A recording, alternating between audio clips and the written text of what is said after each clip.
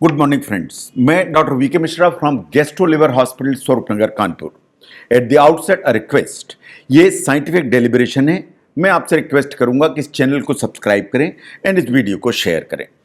आज मैं visceral fat के असेसमेंट के बारे में बात करूंगा। जब मैं विसरल फैट के बारे में बात करता हूं, इसका मतलब यह है कि पेट के अंदर जो फैट है, इसका मतलब यह है कि एब्डोमिनल कैविटी के अंदर जो फैट है, ये आपकी जो तोंद निकली हुई होती है या पेट इतना बड़ा होता है, वास्तव में इसमें या तो स्किन के नीचे फैट हो सकता है या पेट के अंदर फैट हो सकता है, उसे विसरल फैट कहते हैं। वास्तव में विसरल फैट वो है जो हमारे पेट के अंदर के जो ऑर्गन्स हैं उनके चारों तरफ होता है। हमारा जो स्टमक है उसके चारों तरफ होता है, हमारी जो इंटेस्टाइन है उसके चारों तरफ होता है, हमारा जो लिवर है उसके चारों तरफ होता है। तो पेट के अंदर के जो ऑर्गन्स हैं उनके चारों तरफ जो फैट होता है उसे विसरल फैट कहा जाता है। इसे वास्तव में हम कैसे मेजर करते हैं? जो सबसे पहले मेजर करने की टेक्निक्स हैं उनको कहते हैं इमेजिंग टेक्निक्स या इमेजिंग स्कैन्स। अगर मैं आपके एमआरआई स्कैन करता हूं, अगर मैं आपका सीटी स्कैन करता हूं, तो ये दोनों इन्वेस्टिगेशन ऐसे हैं जो बहुत एक्यूरेटली नाप सकते हैं कि आपके पेट के अंदर फैट की मात्रा कितनी है या आपके जो पेट के अंदर के ऑर्गन्स हैं उनके चारों तरफ फैट की मात्रा कितनी है, उसे कहते हैं विसरल फैट। लेकिन प्रॉब्लम यह है कि सीटी स्कैन कॉस्टली टेस्ट है, एमआरआई कॉस्टली टेस्ट है और ये दोनों जो है ना काफी टाइम कंज्यूमिंग भी है। तो कभी कभी ये प्रॉब्लमेटिक इश्यू हो जाता है कि क्या विसरल फैट को असेस करने के लिए मैं आपका सीटी स्कैन कराऊं या आपका एमआरआई स्कैन कराऊं। But as far as the accuracy is concern, ये बात बिल्कुल सही है कि सीटी स्कैन एंड एमआरआई को सबसे बेहतर माना जाता है। नंबर 2 पर आता है क्लिनिकल असेसमेंट। ये देखिए, जब हम आपका क्लिनिकल असेसमेंट करते हैं तो हम 2 चीजों पर ध्यान देते हैं। एक, हम आपकी डाइट के बारे में बात करते हैं, दूसरे हम आपकी लाइफस्टाइल के बारे में बात करते हैं। जब हम डाइट के बारे में बात करते हैं तो हम जज करने की कोशिश करते हैं कि आपकी जो डाइट है उसमें कार्बोहाइड्रेट्स कितने हैं, उसमें प्रोटीन कितना है और उसमें फैट्स कितने हैं, और वो जो फैट्स हैं उसमें कितने सैचुरेटेड फैट्स हैं, कितने अनसैचुरेटेड फैट्स हैं और कितने ट्रांस फैट्स हैं। इसके बाद हम आपकी लाइफस्टाइल असेस करते हैं। उसमें हम देखते हैं कि आप सीडेंटरी हैं, आपकी जो एक्सरसाइज है उसका लेवल कैसा है और उसका ड्यूरेशन कैसा है। तो इन चीजों से हम आपकी बाकी चीजों को असेस करने की कोशिश करते हैं। आपके बॉडी वेट के हिसाब से हम वास्तव में आपका बीएमआई निकालते हैं कि आपका जो बीएमआई है वो 24 के ऊपर है, 30 के ऊपर है या 35 के ऊपर है।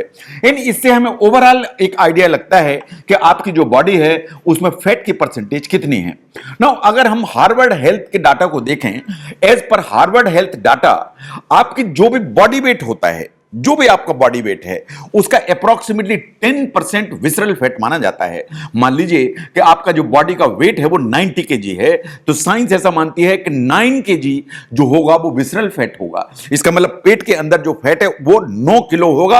अगर आपका वजन 90 किलो है तो 10% is supposed to be the visceral fat. Now, third one is the waist size. इसको बहुत ध्यान से देखिए।